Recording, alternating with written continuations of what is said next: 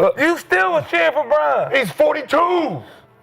You're 40 years old. You gotta know when to jump off the hill, brother.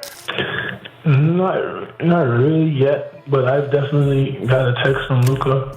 I know how the offseason goes. LeBron James has been the face of the NBA for over 2 decades, but recent conversations are shifting the tone. And it's not just fans speculating about his future anymore, it's respected voices like Gil's Arena raising red flags. Deandre Ayton's recent comments, combined with the reactions from analysts, suggest something deeper might be going on behind the scenes. Is LeBron slowly distancing himself from the Lakers? Has he already checked out mentally before the season even begins? These aren't wild accusations anymore. They're growing suspicions backed by silence, cryptic behavior, and a noticeable absence when it matters most. In today's episode of NBA Showdown, we dive into the subtle yet undeniable signs that LeBron might be on his way out, not just from the Lakers, but possibly from the league itself. We're breaking it down quote by quote, starting with Ayton's revealing interview and ending with a bold declaration from Gil's Arena. If you're a true NBA fan, this is one debate you don't want to miss. Hit that like button, subscribe, and let's get right into it. When Deandre Ayton was asked whether LeBron James had reached out after his potential move to the Lakers, his answer was surprisingly quiet. No phone call, not even a text from LeBron. While he mentioned getting a message from Luka, the King remained silent. This might seem small on the surface, but for someone like LeBron, known for being proactive in shaping team chemistry, that silence says a lot. Ayton tried to downplay by saying he understood how the offseason works, yet you could sense an underlying confusion in his words. For a player looking to integrate himself and make a strong start, a check-in from a team leader can make a world of difference. The fact that LeBron hasn't even initiated contact is not just unusual, it's telling. This silence comes at a crucial point in the Lakers' development. Bringing Ayton on board could reshape the team's future, and who better to help smooth that transition than LeBron himself? But instead of being involved, it's like he's watching from the sidelines. That could point to disinterest or even detachment. It could be that LeBron is simply stepping back, or maybe he's evaluating the direction of the team without committing just yet. Either way, it creates a vacuum in leadership, and the message it sends to new teammates is anything but welcoming.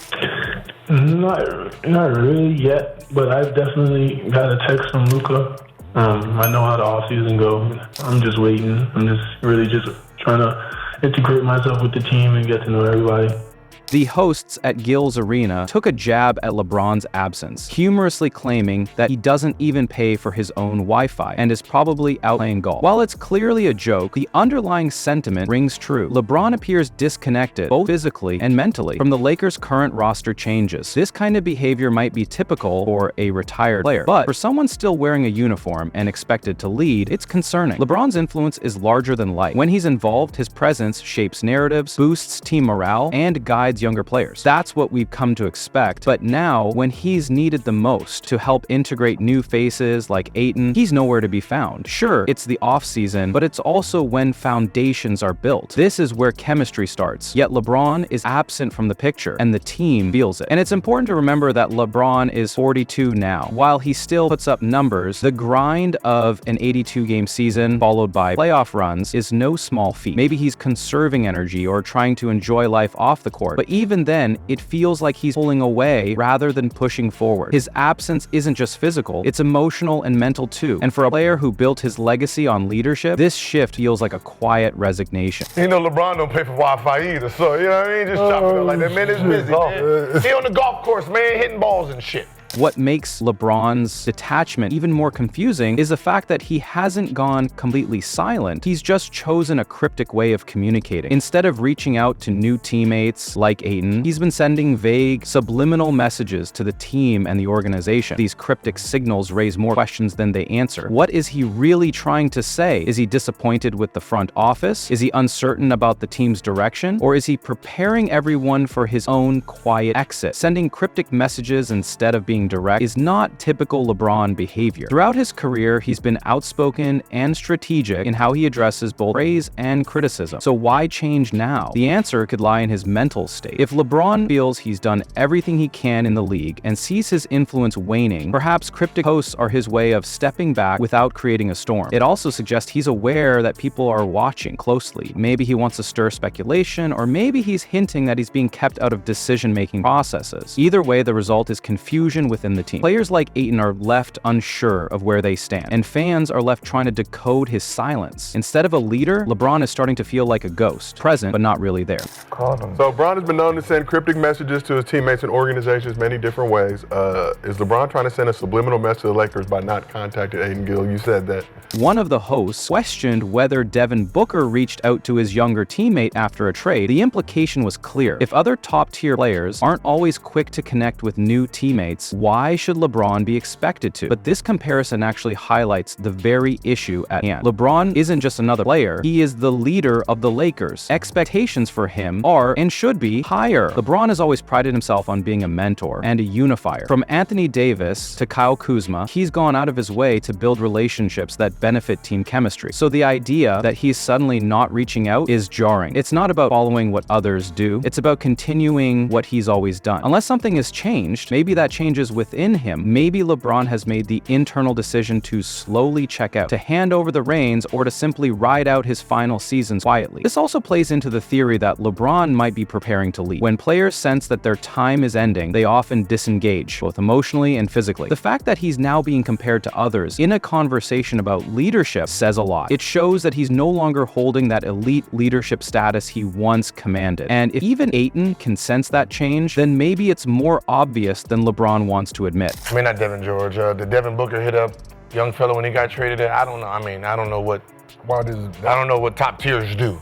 When Deandre Ayton reflected on the possibility of playing with LeBron James or Luka Doncic, he made an interesting observation. According to him, players who suit up next to these generational talents often elevate beyond their original roles. It wasn't just a compliment, it was a statement of belief. Ayton sees the potential of playing beside LeBron as a rare opportunity to grow beyond just his stats and numbers. He recognizes that LeBron has a way of turning teammates into household names, making them bigger than their actual roles on the court. But here's the irony. Even though Ayton recognizes this incredible opportunity, it seems like LeBron doesn't share the same urgency. There's no evidence of him welcoming Ayton, no communication, and certainly no mentorship, at least not yet. This contrast between Ayton's eagerness and LeBron's apparent absence only reinforces the idea that LeBron may no longer be interested in lifting others. It feels like Ayton is standing at the doorstep, ready to walk into greatness, but the person holding the key is nowhere to be found. LeBron has made careers. Think of how he transformed the perception of players like J.R. Smith, Tristan Thompson, and even Alex Caruso. These weren't superstar talents coming into their own organically. They blossomed under his leadership, his court vision, and the way he amplified their strengths. Ayton is clearly hoping for a similar experience, but what happens when the one you hope to grow under doesn't show up? That disconnection could limit what Ayton becomes with the Lakers, or it might force him to become a leader himself. In a deeper sense, Ayton's words might also be a subtle appeal. Maybe he's not just acknowledging LeBron's ability to elevate others. Maybe he's indirectly asking LeBron to show up not just as a legend, but as a teammate. Ayton sees the value, he wants the mentorship. But so far, LeBron seems more like a shadow than a presence. If this is the future of the Lakers, then it's not just about Ayton's growth, but LeBron's willingness to still be that transformational force. And right now, that willingness seems to be fading.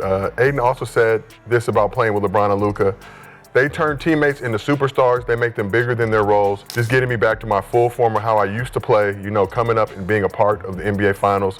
It's those playmakers I'm used to having around me. When the hosts at Gil's Arena heard Ayton speak, their reaction was simple but powerful. We like this man. They didn't just admire his talent, they recognized something deeper. To them, Ayton sounded like someone who had the mentality of a winner. It wasn't about trash talk or ego. It was about focus, humility, and a drive to win. That championship mindset doesn't come from nowhere. It's developed over time and shows up in how a player carries himself, especially in new environments. And Ayton showed that in every word. This is crucial for the Lakers, especially now. The team is looking for fresh energy, new leadership, and a hunger to compete. Ayton brings that. But what makes this praise from Gil's Arena more interesting is how it unintentionally contrasts Ayton's hunger with LeBron's current posture. While Ayton is making efforts to blend in, learn, and contribute, LeBron appears disengaged. And that creates a leadership vacuum that Ayton, whether intentionally or not, might be stepping into. This doesn't mean mean Ayton will take LeBron's place. No one can truly replace what LeBron has meant to basketball. But there's a shift happening. Young, hungry players with a championship mindset are moving in. Meanwhile, the veterans, especially those like LeBron, are quietly stepping back. And Gil's Arena calling attention to Ayton's mentality might just be them signaling that it's time for the next era to begin. It's also worth noting that the championship mindset isn't just about performance. It's about consistency, presence, and emotional investment. Ayton has shown all three even without a single game in a Lakers uniform. That says a lot. The praise he received wasn't just filler commentary. It was recognition of leadership. And it hinted at a changing of the guard in LA, where Ayton's name might start rising while LeBron's quietly fades, not because of age, but because of absence. You want to get back to the final. He's talking that finals talk. Talking championship talk. yes. The final quote hits harder than any highlight reel. According to Gil's Arena, the time to cheer for LeBron is over. He's 42, he's had his time, and now it's time for fans and the franchise to move on. While they acknowledge that even if LeBron leaves, it may not result in immediate finals success, they make one thing clear. They're ready for a future that doesn't revolve around him. That statement isn't made lightly. It's a reflection of where the conversation around LeBron has shifted. There was a time when LeBron's age was a badge of honor. He's 36 and still dominating was the narrative, but now at 42, it's starting to sound like a final chapter. Not because his talent disappeared, but because the hunger, the commitment, and the presence no longer feel the same. When even respected analysts start talking about LeBron like a past tense legend, you know the writing is on the wall. This doesn't mean LeBron's legacy is tarnished. Far from it. His contributions to the league are unmatched, but it does mean that the league and his own team might be emotionally preparing for his departure. Ayton's arrival, the team's evolution, and the media's shifting tone all point to one conclusion. LeBron is no longer the centerpiece. He's becoming a background figure, even when he's still technically on the roster. Gil's Arena saying it's time to move on is symbolic. They aren't disrespecting LeBron. They're acknowledging reality. Father Time is undefeated, and the NBA is a business that never slows down for anyone, not even for the king. Whether or not LeBron officially retires soon, the public discourse already sounds like he's gone. And once fans stop cheering, it's only a matter of time before the court follows. You still was cheering for Bron. He's 42. You're 40 years old. You gotta know when to jump off the hill, brother. That's what I'm saying. That ain't gonna stop me from talking about the finals.